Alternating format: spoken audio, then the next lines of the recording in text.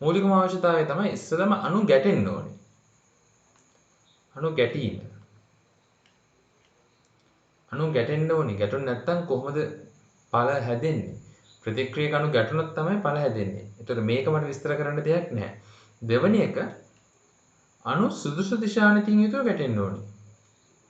සුදුසු දිශානතිය. සුදුසු දිශානතිය කියලා කියන්නේ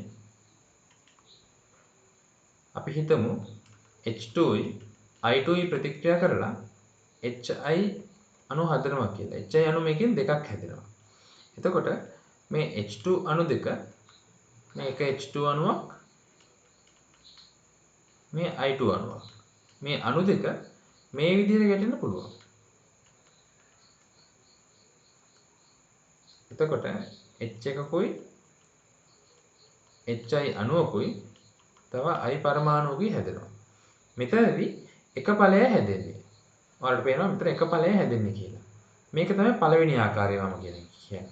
මේ පළවෙනි ආකාරය. ඕක මේ විදිහට කරනොත් දෙවෙනි ආකාරය. ඒ කියන්නේ මේ H2 අණුවයි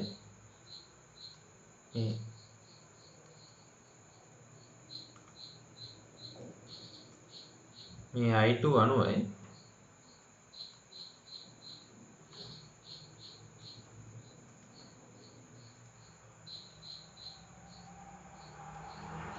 මේ විදිහට ගැටුණා.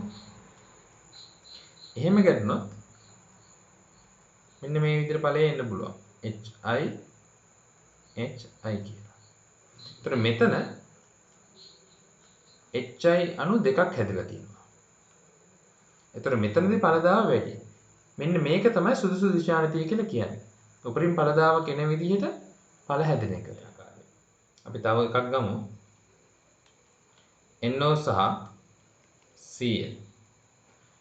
NOයි Cl2යි ප්‍රතික්‍රියා කරලා NOClයි Cl2යි හදනවා. මේකේ පළවෙනි ආකාරය තමයි මේ N ද්විත්ව බන්ධනයක් O අණුවක් මෙහෙන් ඇවිල්ලා තව Cl අණුවක් මෙහෙම ඇවිල්ලා ගැටෙනවා. එතකොට N ද්විත්ව බන්ධනයක් O එකයි Cl එකයි සම්බන්ධ වෙන්නේ නැහැ. ඒකට හේතුව තමයි මේගොල්ලෝ විකර්ෂණය කරනවා. මේ අණු දෙක එකිනෙක විකර්ෂණය කරනවා. මෙන්න මේ ආකාරයට ගැටුනම මේ විකර්ෂණය නිසා මේගොල්ලෝ සම්බන්ධ වෙන්නේ නැහැ. එහෙම සම්බන්ධ වෙන්න නම් වෙන ආකාරයක් තියෙන්න ඕනේ. ඒක තමයි දෙවෙනි ආකාරය. දෙවෙනි ආකාරයේදී වෙන්නේ මේ අණුව මෙහෙම ගැටෙනවා. නයිට්‍රජන් තමයි මේ ක්ලෝරින් එක්ක සම්බන්ධ වෙන්නේ. මේ අණුව මෙහෙනුයි මේ අණුව මෙහෙනුයි ඇවිල්ලා සම්බන්ධ වෙනවා. O ද්විත්ව බන්ධනයක් N Cl එකයි. එක Cl එකක් ගැටෙනවා. මෙන්න මේ විදිහට. එතකොට දෙවෙනි ආකාරයට ගැටුනම තමයි මේ NOCl කියන ඵලය ලැබෙන්නේ. ඒතර ඔයාලට තේරෙනවා මේකෙදී සුදුසු දිශානතිය වෙන්න ඕනි මෙන්න මේ විදිහට ගැටෙන එක. හරි. තුන්වෙනි අවශ්‍යතාවය. තුන්වෙනි අවශ්‍යතාවය තමයි සක්‍රියන ශක්තිය. සක්‍රියන ශක්තිය. මොකද්ද මේ සක්‍රියන ශක්තිය?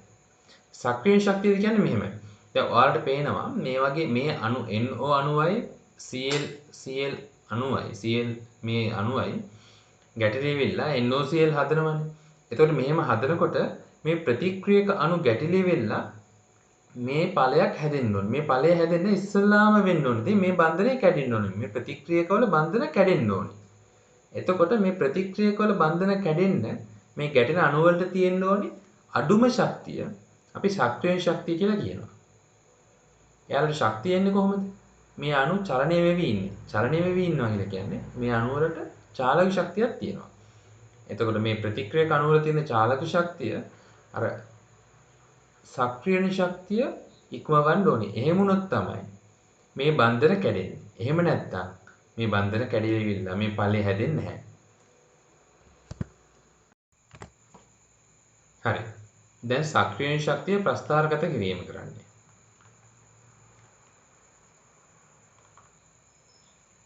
මේකෙදි මෙහෙමයි. මෙතන අර කලින් ගත්ත H2යි I2යි ප්‍රතික්‍රියා කරලා HI අණු දෙකක් හැදෙන එක ගමුකෝ. මෙතන මේ තියෙන්නේ මේ A කියලා පෙන්වන්නේ ප්‍රතික්‍රියක. ප්‍රතික්‍රියක වල ශක්තිය. මෙන්න මේ අවස්ථාවේ පෙන්වන්නේ මෙතන තියෙන ප්‍රතික්‍රියක වල ශක්තිය. H2යි I2යි අණු ගැටෙද්දී ඒ අණු වල තියෙන ශක්තිය මෙතන පෙන්වන්නේ. එතකොට ඒ අණු වල ශක්තිය එක සීමාවක් දක්වා වැඩි වෙන්න ඕනේ. එතකොට මෙන්න මේ අතර ශක්ති වෙනස තමයි මෙන්න මේ වැඩි වෙන්න ඕනේ ප්‍රමාණය තමයි සක්‍රීය ශක්තිය කියලා කියන්නේ අපි. ඒ ප්‍රමාණය තිබ්බේ නැත්නම් ඔය ප්‍රතික්‍රියාව සිද්ධ වෙන්නේ නැහැ. ඔය ප්‍රතික්‍රියක බන්ධන කැඩෙන්නේ නැහැ. එතකොට මෙන්න මේ ප්‍රමාණයේ ශක්තියක් ලැබෙන්න ඕනේ. මේ ප්‍රමාණයේ ශක්තිය ලැබුණොත් තමයි මෙතනදී බන්ධනය කැඩෙන්නේ. කැඩිලි වෙලා මේ HI පරමාණු HI අණු හැදෙන්නේ. එතකොට ඔයාලට පේනවා මේ ප්‍රතික්‍රියාවේදී නම් මෙතන මේක බලමුකෝ. මෙන්න මෙතන ප්‍රතික්‍රියාවල ශක්තිය මෙච්චරයි. පළවල ශක්තිය ඊට වඩා ටිකක් වැඩි අවස්ථාවක් තියෙනවා. එතකොට මීට වඩා දැන් මෙන්න මෙච්චර මෙන්න මෙතන මෙන්න මේ ලෙවල් එකේ ඉඳන් මෙන්න මේ ලෙවල් එක දක්වා ලොකු සක්‍රීය ශක්තියක් තියෙනවා. හැබැයි පළ හැදෙනකොට පිට කරන ශක්තිය ප්‍රමාණය අඩුයි. මේ ගන්න ප්‍රමාණයම පිට කරන්නේ නැහැ. ඒ කියන්නේ බන්ධන කරන්න ගන්න ප්‍රමාණයම එයා පිට කරන්නේ නැහැ. බන්ධන කරන්න ගන්න ප්‍රමාණයට වඩා අඩු ප්‍රමාණයක් තමයි එයා පිට කරන්නේ. මේ ශක්ති වෙනස මම කියන්නේ. එතකොට මම කියන්නේ මෙන්න මේ වගේ අඩු ප්‍රමාණයක් පිට කරනවා නම් මේ ඇයි මේ ඉතුරු ශක්තිය පිට කරන්නේ නැත්තේ? එතකොට මෙයා කරලා තියෙන්නේ මේ ප්‍රතික්‍රියක විසින් මේ ප්‍රතික්‍රියාව සිද්ධ වෙනකොට යම් ශක්තියක් අවශෝෂණය කරගෙන තියෙනවා. ඒතර එහෙම ශක්තිය පිට කරලා නැහැ කියලා කියන්නේ මේ ප්‍රතික්‍රියාව තාප අවශෝෂක ප්‍රතික්‍රියාවක් වෙනවා.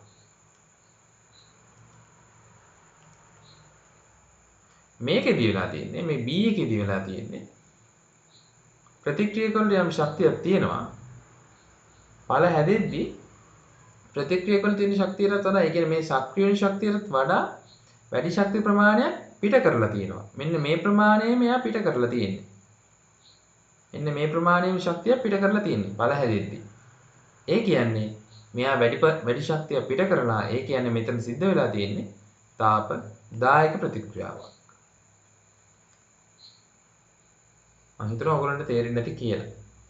තේරුම් නැත්නම් වීඩියෝ එක නවත්තලා ආයෙ පාරක් මොනට ගිහිල්ලා බලන්න. හරි. දැන් මේක බලමුකෝ. මේක මම ප්‍රතිවර්ත ප්‍රතික්‍රියාවක් සලකන්නේ. A B බවට පත් වෙනවා. I B A බවට පත් වෙනවා. අපි කියමු මේ ප්‍රතික්‍රියාව ඩෙල්ටා H ඍණයි. ඒ කියන්නේ තාපදායක ප්‍රතික්‍රියාවක් කියලා. ඒ කියන්නේ මේ ඉදිරි ප්‍රතික්‍රියාව තමයි තාපදායකයි තාපාවශෝෂණයයි කියලා කියන්නේ. මේක තමයි ඉදිරි ප්‍රතික්‍රියාව. මේක තමයි ආපසු ප්‍රතික්‍රියාව. මේ ඉදිරි ප්‍රතික්‍රියාව. මේ ආපසු. දැන් මේ ඉදිරි ප්‍රතික්‍රියාවේදී මෙන්න මෙතන ඉන්නවා ප්‍රතික්‍රියක. මෙතන ඉන්නවා ඵල. ඔයාලට පේනවා ඉදිරි ප්‍රතික්‍රියාවේදී සිද්ධ වෙන්නේ A B බවට පත් වෙන එක. එතකොට A B බවට පත් වෙන්න මෙන්න මෙච්චර ශක්තියක් ඕනි. මේ ඉදිරි ප්‍රතික්‍රියාවේදී මෙන්න මේ මම පෙන්නලා තියෙන මෙන්න මේ තරම් ශක්ති ප්‍රමාණයක් ඕනි. ওই ප්‍රමාණයේ ශක්ති ප්‍රමාණයක් තිබ්බොත් තමයි ඉදිරි ප්‍රතික්‍රියාව සිද්ධ වෙන්නේ. එතකොට ආපසු ප්‍රතික්‍රියාව ගත්තොත් ආපසු ප්‍රතික්‍රියාව දෙන්නේ B A බවට පත් වෙන එක. මෙතනදී ඊටත් වඩා වැඩි ශක්ති ප්‍රමාණයක් ඕනි. ඒ කියන්නේ මේ ශක්ති ප්‍රමාණය සහ මේ මෙතන තව කොටසක් තියෙනවා. මෙන්න මේ කොටසත් එකතු වෙන්න ඕනේ ආපසු ප්‍රතික්‍රියාවේදී B නැවත A බවට පත් වීම සඳහා. එතකොට සක්‍රීය ශක්තිය ඉදිරි ප්‍රතික්‍රියාවටයි ආපසු ප්‍රතික්‍රියාවටයි මේ සමතුලිත ප්‍රතික්‍රියාවක නම් අගයන් දෙකක් වෙනවා. මේක ඔයගොල්ලෝ හොඳට අවබෝධ කරගන්න ඕනේ. මේක කටපාඩම් කරන්න කිසිම උවමනාවක් නැහැ. හරි. ප්‍රතික්‍රියාවක ශීඝ්‍රතාවය. දැන් ඔයගොල්ලෝ දන්නවනේ ශීඝ්‍රතාවය කියන දේ. ශීඝ්‍රතාවය කියන එක නා ලේසියෙන්ම කියන්න පුළුවන්. අපි ගමනු ප්‍රතික්‍රියාව. ප්‍රතික්‍රියාවක ඵල සෑදෙනවා.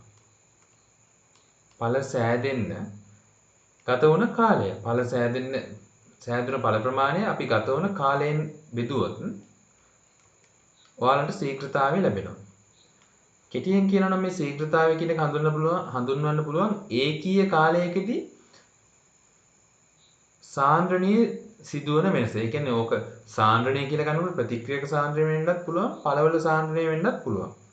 උදාහරණයක් විදිහට මෙහෙම ගමුකෝ. A කියන කෙනා B ව හදනවා. A B ව හදද්දී ඔයාලට තේරෙනවා කාලයත් එක්ක A ගේ ප්‍රමාණය අඩු වෙනවා. A ගේ ප්‍රමාණය අඩු වෙද්දී B ගේ ප්‍රමාණය වැඩි වෙනවා. එතකොට අපි කියමු A වැය වෙනවා කියලා. A වැය වීම B සෑදීම. හරිද? එතකොට A වැය වෙනවා නම් කාලයත් එක්ක අපි ගමු ඩෙල්ටා T කියලා පොඩි කාලයක්. ඩෙල්ටා T කියන්නේ කුඩා කාලයක් කියන එක හඳුන්වන්නේ. මේ ඩෙල්ටා T කියන කාලයකදී A ගේ සාන්ද්‍රණය පොඩි වෙනසක් වෙනවා වගේ මොකද? ඒ කියන්නේ A ගේ සාන්ද්‍රණය අඩු වෙන්න තියෙන්නේ මෙතන. A ගේ සාන්ද්‍රණය අඩු වුණා නම් A ගේ සාන්ද්‍රණය අඩු වූ ප්‍රමාණය මම ඩෙල්ටා A ගේ සාන්ද්‍රණය කියලා ලියන්නම්. එතකොට ඩෙල්ටා T කාලයකදී A ගේ සාන්ද්‍රණය වෙනස් වීම ඩෙල්ටා A සාන්ද්‍රණය කියලා මම ලිව්වා. එතකොට ප්‍රතික්‍රියාවේ ශීඝ්‍රතාවය වෙන්නේ A ගේ සාන්ද්‍රණය අඩු වුණානේ. මට ශීඝ්‍රතාවය ලියන්න පුළුවන් මෙන්න මේකට අනුව සාන්ද්‍රණය වෙනස් වීම බෙදනවා ගත වූ කාලයෙන්. ගත වූ කාලය ඩෙල්ටා T නේ. හරි. මම හිතන්නේ ඔයගොල්ලන්ට තේරුණා. එතකොට ශීඝ්‍රතාවය වෙන්නේ ඩෙල්ටා A සාන්ද්‍රණය බෙදීම ඩෙල්ටා T. එතකොට ඔයාලට පේනවා දැන් මේකෙදි A වැය වෙනවා වගේම B හැදෙනවනේ. එතකොට B හැදෙනවා නම් ඒක අපි ලියන්නේ කොහොමද? එතකොට ඔයාලට තේරෙන්න ඕනේ දැන් මෙතන B හැදෙනවා නම් B ඩෙල්ටා T කියන කාලයේදී B හැදුන ප්‍රමාණය වෙන්නේ කාලයකදී B හැදෙලා තියෙනවා ඩෙල්ටා B ප්‍රමාණයකින්. ඒ කියන්නේ මෙයා වැය වෙන ප්‍රමාණයෙන් මෙයාගේ හැදෙලා තියෙනවා කියලා මම ගත්තා. එහෙම ගත්තොත් B හැදිච්ච ප්‍රමාණය මම ඩෙල්ටා B ගේ සාන්ද්‍රණය කියලා අරගෙන ඉilla ඒ සාන්ද්‍රණය බෙදනවා ගත වූ කාලෙන්. එතකොට ලැබෙනවා B ගෙන් හැදුන ප්‍රමාණයේ ශීඝ්‍රතාවය. ඒ කියන්නේ A වැය වුණ ප්‍රමාණයම B හැදිලා තියෙන්නත් ඕනේ. ඒ කියන්නේ මම සැලකුවේ එකම කාලයන්නේ. ඩෙල්ටා T කියන කාලය ඇතුළතදී A වැය වෙලා ඒ වගේම B හැදිලා. ওই දෙකම වෙන්නේ එකම කාලයකදී. ඒතර එකම කාලයකදී නම් A වැය වෙන නිසා මම Aට දානවා ලකුණක් විදිහට මෙහෙම ඍණ ලකුණ. මොකද ඍණ දාන්නේ A අඩු වෙන නිසා. A අඩු වෙනවා. එහෙනම් B වැඩි වෙනවා නම් B ට මම දානවා. එතකොට ප්‍රතික්‍රියාවේ ශීඝ්‍රතාවය මම R කියලා ගත්තොත් R සමාන වෙනවා. මේ ප්‍රතික්‍රියාවේ ශීඝ්‍රතාවය R සමාන වෙනවා. ඍණ ඩෙල්ටා A ගේ සාන්ද්‍රණය බෙදීම ඩෙල්ටා T සමාන වෙනවා ධන ඩෙල්ටා B ගේ සාන්ද්‍රණය බෙදීම ඩෙල්ටා T ට. මෙන්න මේක තමයි ශීඝ්‍රතාවය සඳහා ප්‍රකාශනය. අපි x ගෙන් y හැදෙන ප්‍රතික්‍රියාව සලකමු. x ගෙන් දෙකක් වැය වෙලා තමයි y ගෙන් එකක් හැදෙන්නේ. ඒ කියන්නේ x වැය වෙන ශීඝ්‍රතාවය y හැදෙන ශීඝ්‍රතාවය වගේ දෙගුණයක්. ඒ කියන්නේ y සෑදීමේ ශීඝ්‍රතාවය y හැදෙන ශීඝ්‍රතාවය x හැදෙන ශීඝ්‍රතාවයෙන් භාගයක්. ඒ කියන්නේ ප්‍රතික්‍රියාව ශීඝ්‍රතාවය මම r කියලා ගත්තොත් x වැය වීමේ ශීඝ්‍රතාවයෙන් භාගයක් වෙන්නේ භාගයක් සමාන වෙන්න ඕනේ y සෑදීමේ ශීඝ්‍රතාවයට. ඒතර ශීඝ්‍රතාවය සඳහා ප්‍රකාශනය මේ විදිහට වෙන්න ඕනේ. මේ විදිහට පොදු ප්‍රතික්‍රියාවක් සලකමු අපි. එතකොට ඕගොල්ලන්ට තේරෙන්න ඕනේ මේක ශීඝ්‍රතාවය ලියනවා කියලා කියන්නේ මේ වගේ ප්‍රකාශනයක් වෙන්න ඕනේ. R සමාන වෙන්න ඕනේ. A වැය වෙනවනේ එහෙනම් ඍණ A කින් වැය වෙන්නේ එකයට A ප්‍රමාණයක් ඩෙල්ටා A කියන සාන්ද්‍රණය වෙනස් වීමක් එක්ක ඩෙල්ටා T කියන කාලයක් තුලදී. ඒ වගේම B ගෙන් හැදෙන්නේ එකයට B ප්‍රමාණයක් B ගෙන් වැය වෙනවා ඩෙල්ටා T කියන කාලයකදී. එතකොට C ගේ හැදෙනවා එකයට C කියලා ප්‍රමාණයක් ඩෙල්ටා C කියලා සාන්ද්‍රණය වෙනස් වීමක් එක්ක ඕක සමාන වෙනවා එකයට D ට ඩෙල්ටා D කියලා සාන්ද්‍රණය වෙනස් වීමක් එක්ක. හරි. දැන් වීඩියෝ එක නවත්තලා මෙන්න මේ ප්‍රශ්නෙට උත්තර දෙන්න බලන්න.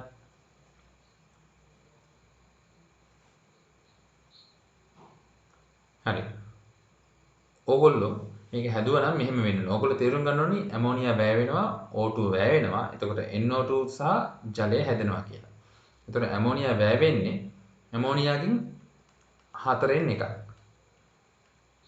ඩෙල්ටා ඇමෝනියා සාන්ද්‍රණය මතක තියාගන්න භෞතික අවස්ථා අනිවාර්යෙන් දක්වන්න ඕනේ මේකෙදී. ඩෙල්ටා T සමානයි මෙයාගේ වැයවීමේ ශීඝ්‍රතාවය මේ O2ත් වැයවීමේ ශීඝ්‍රතාවයට සමාන වෙනවා.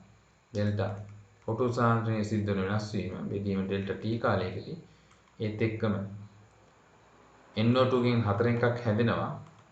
ඩෙල්ටා NO2 වායුවක් විදියට බෙදීම ඩෙල්ටා T කාලයකදී ඕක සමාන වෙනවා. 6න් එකක් හැදෙනවා ජලයෙන් ඩෙල්ටා T කාලයකදී. මෙන්න මේක තමයි ශීඝ්‍රතාවය සඳහා ප්‍රකාශනය වෙන්න ඕනේ. එතකොට මෙන්න මේ කියන්නේ මේ පළවෙනි එක ඩෙල්ටා ඇමෝනියා සාන්ද්‍රණයේ සිද්ධ බෙදීම ඩෙල්ටා T කියලා කියන්නේ ඇමෝනියා වලට අනුබද්ධයෙන් ප්‍රතික්‍රියාවේ ශීඝ්‍රතාවයේ සිදුවන වෙනස් වීම. ඒ කියන්නේ ඇමෝනියා වලට අනුබද්ධයෙන් ප්‍රතික්‍රියාවේ ශීඝ්‍රතාවය ඉදිරිපත් කරොත් මේ විදිහටම අපි කියන්න ඕනේ. එතකොට O2ට අනුබද්ධයෙන් ප්‍රතික්‍රියාවේ ශීඝ්‍රතාවය ඉදිරිපත් කරොත් මෙන්න මේ විදිහ වෙන්න ඕනේ. ඒ වගේම NO2ට මෙහෙමයි. H2Oට මෙහෙමයි. හරි. දැන් වීඩියෝ එක නවත්තලා මෙන්න මේ ගාන හදන්න බලන්න. දැන් මම උගන්වපු දැනුම අනුව මේ ගාන හදන්න පුළුවන් වෙන්න ඕනේ.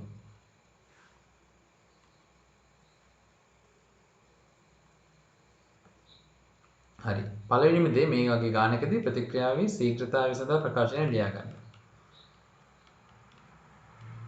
NO2 වායුව බෙදීම ඩෙල්ටා T සමානයි ඍණ ඩෙල්ටා O2 සාන්ද්‍රණයේ සිට වෙනස් වීම දෙකෙන් එකයි ඩෙල්ටා N2O5 වායුව ඩෙල්ටා T. දැන් මේක ඉස්සරම අහන්නේ N2O5 වායුව සෑදීමේ ශීඝ්‍රතාවය. දැන් ඔයාලා දන්නවා O2 වායුවේ වැයවීමේ ශීඝ්‍රතාවය කීයද කියලා. මේ දීලා තියෙනගේ 0.0224 මෝල් ඝන ඩෙසිමීටර තත්පරයට. එතකොට මෙයා වැය වෙන නිසා ඔයාලා මේ අගයට ඍණ අගයක් දාගන්න. එතකොට ඍණ ලකුණක් දැම්මම මෙතන එන්නේ ඍණ වාරයක්. ඍණ 0.0224 මෝල් ඝන ඩෙසිමීටරයට තත්පරයට සමාන වෙනවා. ඒ කියන්නේ මේ ශීඝ්‍රතාවය මෙයා වැයවීමේ ශීඝ්‍රතාවය සමාන වෙනවා. මෙයා සෑදීමේ ශීඝ්‍රතාවයෙන් භාගයකට. බෙදීම ඩෙල්ටා T. ඒ කියන්නේ ඩෙල්ටා N2O5 වායුව වැයවීමේ ශීඝ්‍රතාවය සමාන වෙනවා. මේක හරස් කුණිතෙන් දැම්මම දෙවාරයක් 0.0224 මෝල් ඝන ඩෙසිමීටරයට තත්පරයට කියන එකට. ඒ කියන්නේ 0.048යි මෝල් ඝන ඩෙසිමීටරයට තත්පරයට. මේකයි අගය. හරි. දැන් මේක තේරුණේ නැත්නම් ආයෙ පාරක් වීඩියෝ එක මුලට ගිහලා බලන්න. ඊළඟට NO2 වායුව ප්‍රතික්‍රියා වීමේ ශීඝ්‍රතාවය. ඒකත් ඔයාලට මේ ඇසුරින්ම ලියන්න පුළුවන්.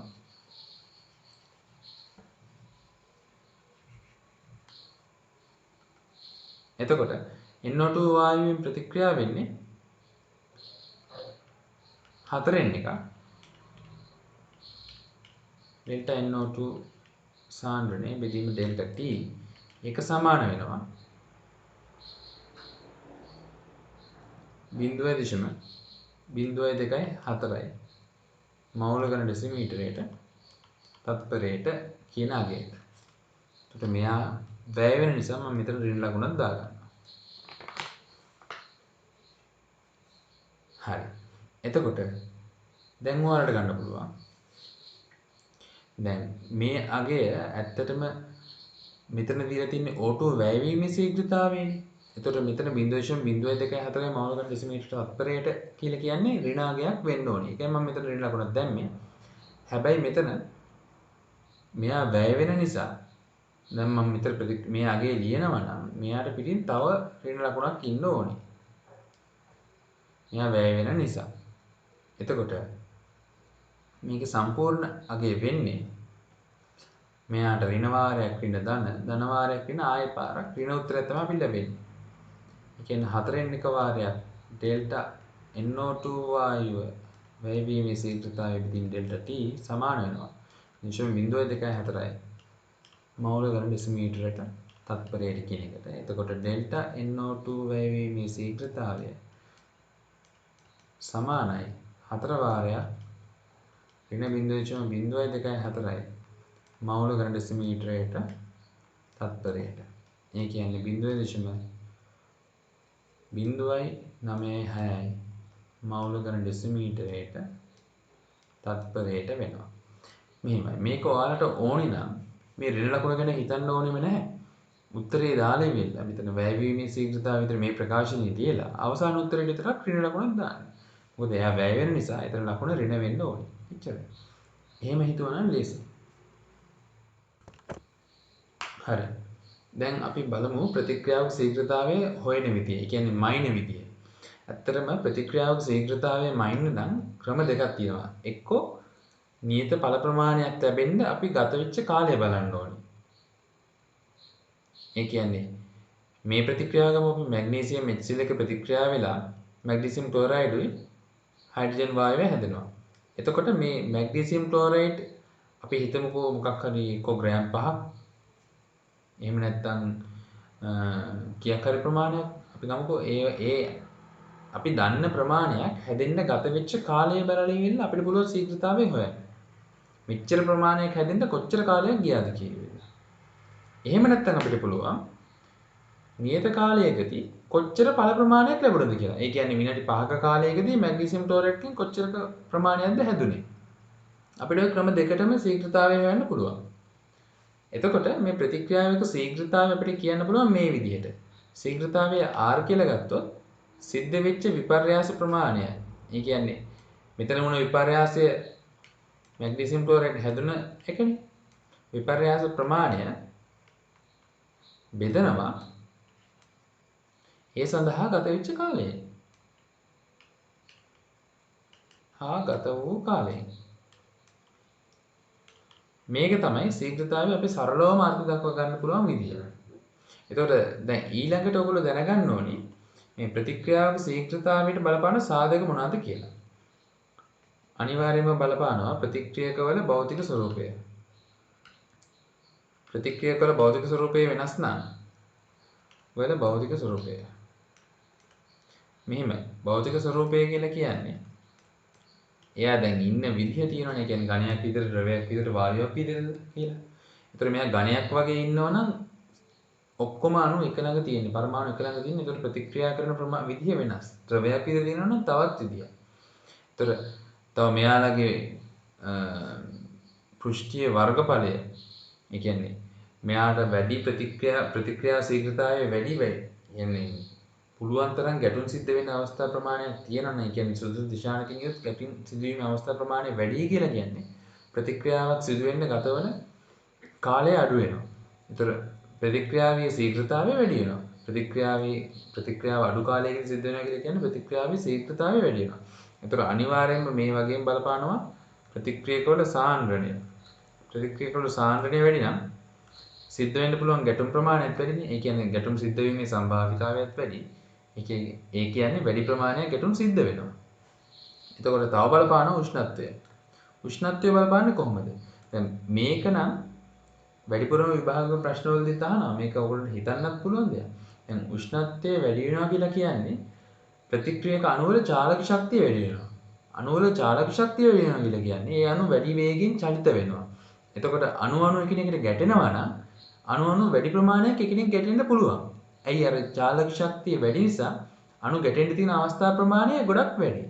ඒතර උෂ්ණත්වය ඍජුවම බලපානවා ප්‍රතික්‍රියාවක ශීඝ්‍රතාවය සඳහා. ඕනම ප්‍රතික්‍රියාවක් ශීඝ්‍රතාවය වැඩි කරගන්න අපිට උෂ්ණත්වය වැඩි කරන්න පුළුවන්. ඒතර සමහර ප්‍රතික්‍රියාවල අපි උෂ්ණත්වය වැඩි කරා කියලා පෙන්නනවා. සමහර ප්‍රතික්‍රියාවල පෙන්නන්නේ ඔයගොල්ලෝ දන්නවා ඕගනික් වල එහෙමත් සමහර ඒවා වගේදී අපි උෂ්ණත්වය පෙන්වන්නේ නැති වුණත් වැඩි කරනවා කියලා. හැබැයි ඇත්තටම රත් කරන වැඩි කරනවා. රත් කරන දේ කරන්නේ අර ප්‍රතික්‍රියාවේ ශීඝ්‍රතාවය වැඩි කරගන්න අරමුණයි.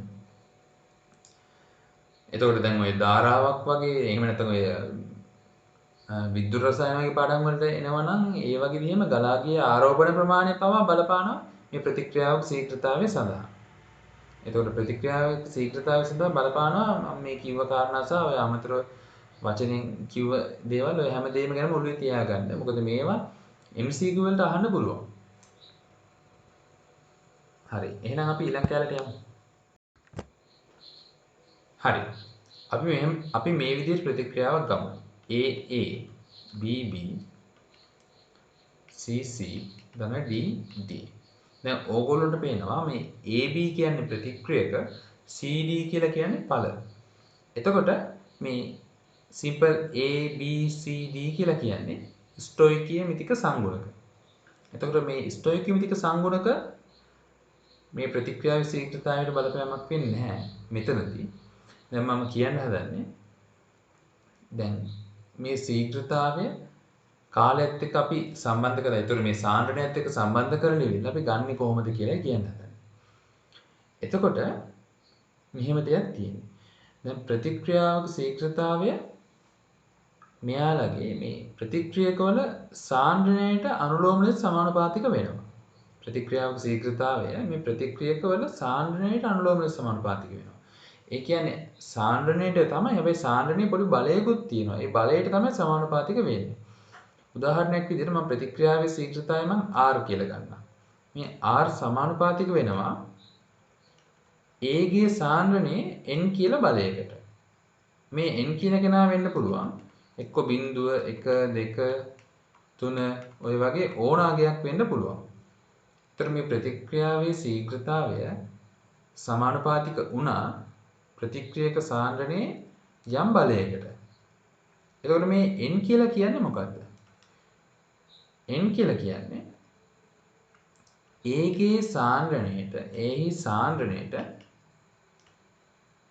සාන්ද්‍රණයට සාපේක්ෂ පෙළ කියලා කියනවා අපි. සාපේක්ෂ පෙළ. මේ වචනේ ඔයගොල්ලන්ට අලුත්. මේ වචනේ මතක තියාගන්න. සාපේක්ෂ පෙළ වේ. එතකොට මම මේ විදිහටම දැන් ප්‍රතික්‍රියා කියන්නේ A කියන්නේ ඒ වගේම B කියන්නේ ප්‍රතික්‍රියකයක්. මේ ශීඝ්‍රතාවය මට ඕකම ලියන්න පුළුවන්. ශීඝ්‍රතාවය සමානුපාතික වෙනවා B ගේ සාන්ද්‍රණයේ යම් කිසි බලයකට. එතකොට මේ M කියන්නේ B ගේ සාන්ද්‍රණයට සාපේක්ෂව පෙළම තමයි. සාපේක්ෂ පෙළ.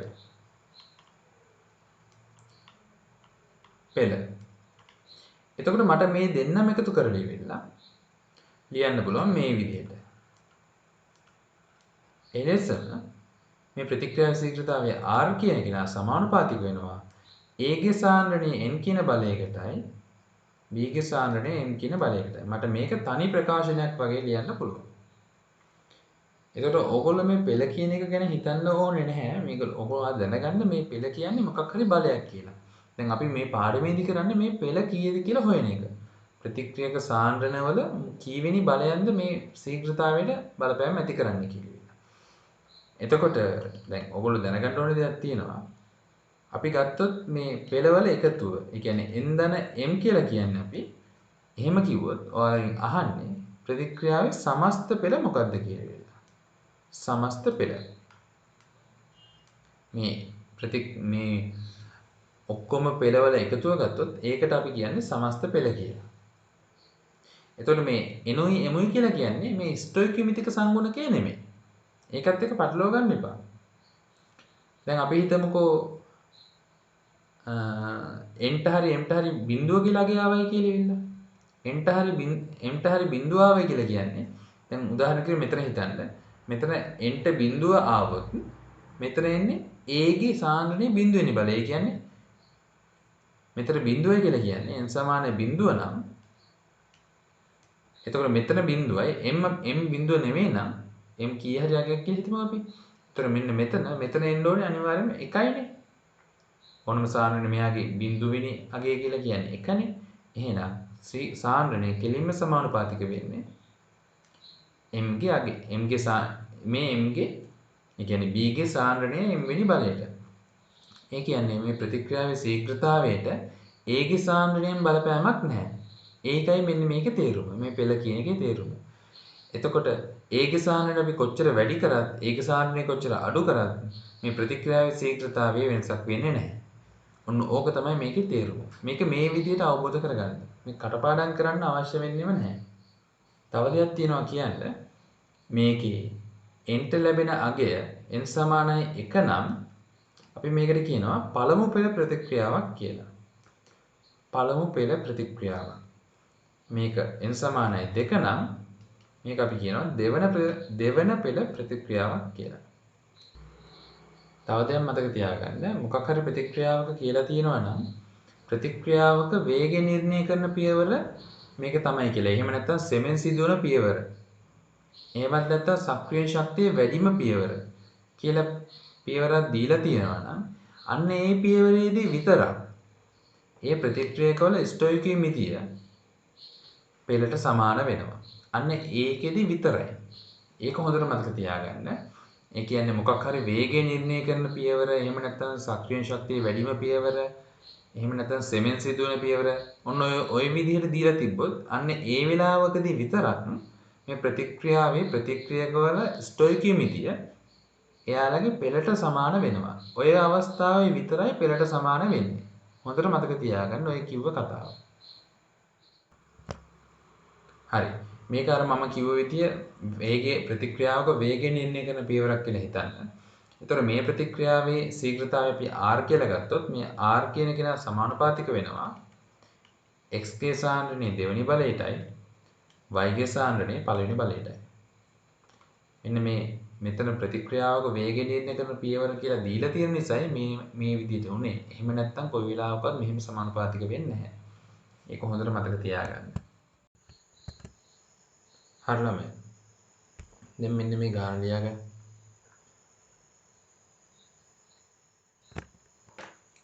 හරි ළමයි. දැන් අපි මේ ගාන හදමු.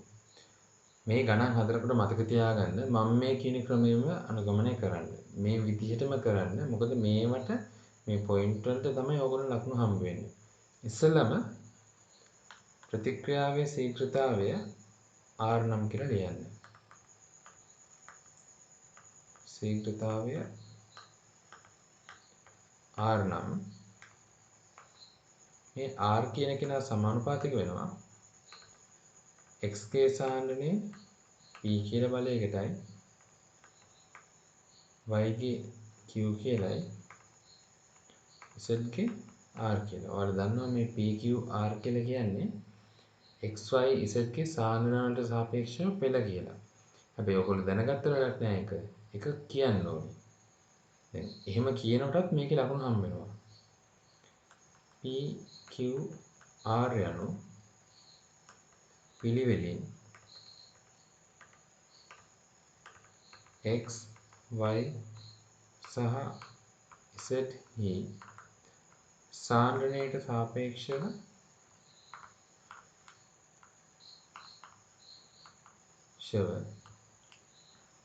පෙළ වේ. ඔයාලා මේක කියන්න ඕනේ. මේක මේ විදිහටම කියන්න ඕනේ. මේක මාකින් ස්කීම් එක කොහොමද ලකුණු හම්බ වෙන පොයින්ට් එක. අනිත් එක මේක දැනටවත් ඔයගොල්ලන්ට ටීචර්ස් ගයිඩ් එකේ දීලා තියෙනවා. ඒ වගේම මේ විශේෂයෙන්ම මේකේ ඔයාලගේ රිසෝස් බුක් එකේ දීලා තියෙනවා මේක. ඒතර දැන් මේක ලියන්න පුළුවන් සමානුපාතික ලකුණු අයින් කරලා ඉවරලා r සමානයි k වාරයක් x ගේ p y ගේ q z ගේ r කියලා. ඊට පස්සේ k හඳුන්වන්න ඕනේ. මේ k අනු නියතයක් වන අතර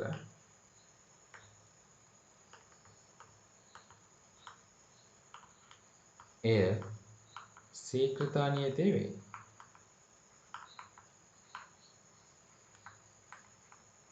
ඔයාලා මේකේ k කියන්නේ ශීඝ්‍රතා නියතය කියලා කිව්වනම් ඇති. මම මේ වැඩි විස්තර කිරීම සඳහා තමයි මෙහෙම ලියුවේ. හරි. දැන් ගාන හදමු. ඉස්සෙල්ලාම මේ ටික ලිව්වට පස්සේ ඔයාලා උඩින් ලියා ගන්න r සමානයි k වාරයක් x ගේ p y ගේ q z ගේ r. දැන් තියෙන්නේ අර දීලා තියෙන දත්ත ටික මේවට ආදේශ කරන්න. ඔයාලට දත්ත 4ක් දීලා තියෙනවා. ඒ දත්ත 4 ආදිශ කරන්න ඕනේ. සෙට් පිටින් දීලා තියෙන්නේ. ඒ කියන්නේ x ගේ සාන්ද්‍රණය 0.1 වෙනකොට y ගේ සාන්ද්‍රණය 0.1 වෙනවා. z ගේ සාන්ද්‍රණය 0.1 වෙනවා. ඒ වෙලාවේ ප්‍රතික්‍රියාවේ ශීඝ්‍රතාවය 2 වැඩි කිරීම 10^4යි. මවුල ඝන ඩෙසිමීටර තත්පරයට. එතකොට ඕගොල්ලෝ ඒක ආදිශ කරන්න ඉස්සෙල්ලාම මේකට. මේ කියන්නේ ශීඝ්‍රතාවය 2 වැඩි කිරීම 10^4යි මවුල ඝන ඩෙසිමීටරයට තත්පරයට සමානයි k වාරයක් x ගේ සාන්ද්‍රණය කියලා කියන්නේ 0.1යි මවුල ඝන ඩෙසිමීටරයට මේ p වෙනි බලය y ගේ සාන්ද්‍රණය 0.1යි මවුල ඝන ඩෙසිමීටරයට q ගේ බලය z ගේ සාන්ද්‍රණය කියලා කියන්නේ 0.1යි මවුල ඝන ඩෙසිමීටරයට r ගේ බලය. මේක තමයි පළවෙනි සමීකරණය. දෙවෙනි සමීකරණය 1.6 වාරයක් 10^3යි මවුල ඝන ඩෙසිමීටරයට තත්පරයට. මේකෙත් ලියනවා k වාරයක් 0.2යි මවුල ඝන ඩෙසිමීටරයට p 0.1යි මවුල ඝන ඩෙසිමීටරයට ඊළඟ q 0.1යි මවුල ඝන ඩෙසිමීටරකේ r. මෙයා දෙවෙනි එක. තුන්වෙනි එකත් ඔයගොල්ලෝ ලියන්න පුළුවන් මේ වගේම 3.2 වාරයක් 10^3යි මවුල ඝන ඩෙසිමීටරයට තත්පරයට සමානයි k වාරයක් 0.2යි මවුල ඝන ඩෙසිමීටරයට p 0.2යි මවුල ඝන ඩෙසිමීටරයට q 0.1යි මවුල ඝන ඩෙසිමීටරයට kr. මෙයා තුන්වෙනි සමීකරණය. හතරවෙනි සමීකරණය 10.8 වාරයක් 10^3යි මවුල ඝන ඩෙසිමීටරයට තත්පරයට සමානයි k වාරයක් 0.3යි මවුල ඝන ඩෙසිමීටරයට p 0.2යි මවුල ඝන ඩෙසිමීටරයට වාරයක් q 0.2යි මවුල ඝන ඩෙසිමීටරයට r. මෙයා හතරවෙනි සමීකරණය.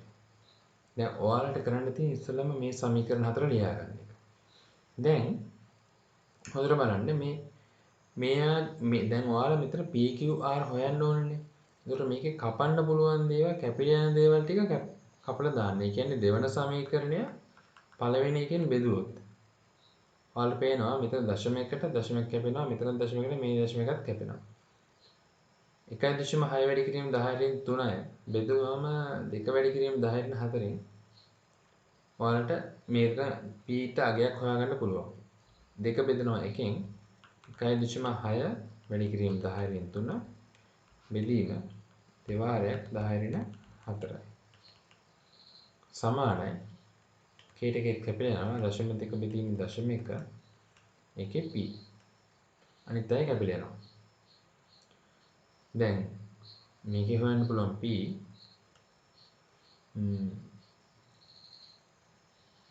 මෙතන 8 සමානයි 2p. ඒ කියන්නේ 2 3වෙනි බලයේ විදිහට ලියන්න පුළුවන් අපිට මේක 8 2p. එතකොට p සමානයි පාද සමාන නිසා දර්ශක සමානයි p සමානයි 3යි. ඔන්න p ගාගේ අපි හෙව්වා. දැන් ඕගොල්ලන්ට තියෙන්නේ q යි r යි හොයන්න ඔය වගේ. ඔයාලට පුළුවන් තුන්වෙනි එක බෙදන්න දෙවෙනි එකෙන්. 3.2 වාරයක් 10^3 බෙදනවා 1.6 වාරයක් 10^3න්. එතකොට එනවා මෙයාට මෙයා කැපෙනවා. ඉතුරු වෙන්නේ දශමයකට දශමයක් කැපෙනවා. ඉතුරු වෙන්නේ 0.2 බෙදීම 0.1 කියන එක. ඒකේ q. එතකොට මෙතන 2 සමානයි 2q. ඒ කියන්නේ q සමානයි 1යි. දැන් ඔයාලට පුළුවන් r උත් හොයන්න මේ විදිහටම 4න් බෙදීම ඔයාලට පුළුවන් 4 බෙදීම 3 ගන්න.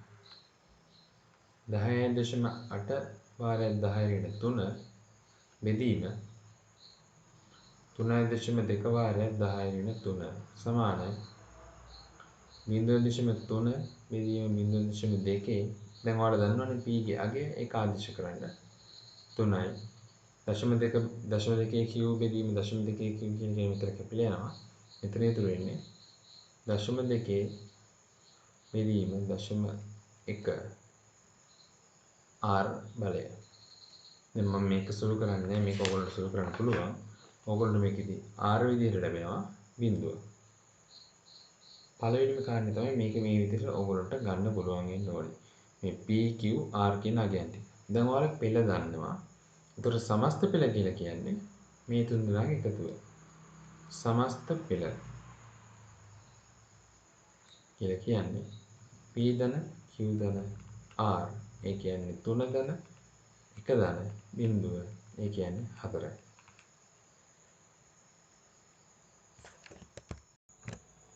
හරි.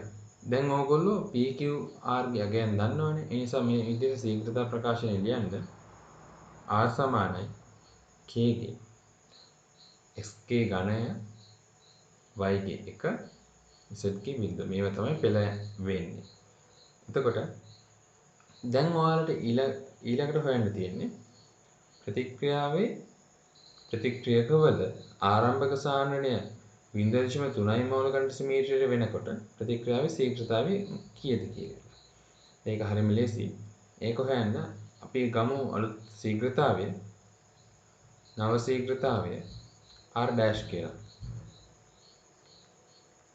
r dash කියලා. එතකොට මේ r dash සමාන වෙනවා k වාරයක් xk සාන්ද්‍රණය වෙන 0.3 මෝල් ඝන සෙන්ටිමීටරයට මේ තුන්වෙනි බලය y කියන්නේ 0.3 මෝල් ඝන සෙන්ටිමීටරයට මේ පළවෙනි බලය z ගේ සාන්ද්‍රණය 0.3 මෝල් ඝන සෙන්ටිමීටරයට බිඳුවේ බලය. දැන් ඔයගොල්ලෝ මේකෙන් දැනගන්න ඕනි මෙතන z ගේ සාන්ද්‍රණය 0යි කියලා කියන්නේ z ගේ පෙළ 0යි කියලා කියන්නේ z ගේ සාන්ද්‍රණය කොයිතරම් වෙනස් කළත් ප්‍රතික්‍රියාවේ ශීඝ්‍රතාවයට එයාගෙන් බලපෑමක් නැහැ කියන එක. මම මේ සමීකරණය පස්වෙනි සමීකරණය කියලා ගන්නවා. දැන් ඕගොල්ලන්ට පුළුවන් මේ පස්වෙනි සමීකරණය අර කලින් ගත්ත සමීකරණ වලින් බෙදන්න. බෙදලා මෙතන r dash කියන්නේ කීයද කියලා හොයාගන්න. මම පස්වෙනි සමීකරණය බෙදනවා පළවෙනි සමීකරණයෙන්. එතකොට r dash බෙදීම දෙවාරයක් 10 ඍණ 4 සමානයි 3 බෙදීම 1 තුන්වෙනි බලය 3 බෙදීම 1 තුන්වෙනි බලය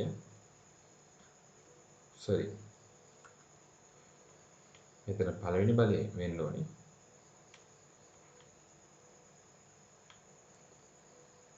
3 බෙදීම 1 බිඳුවෙනි බලය. ඔයාලා දන්නවා මෙතන අගය 1යි.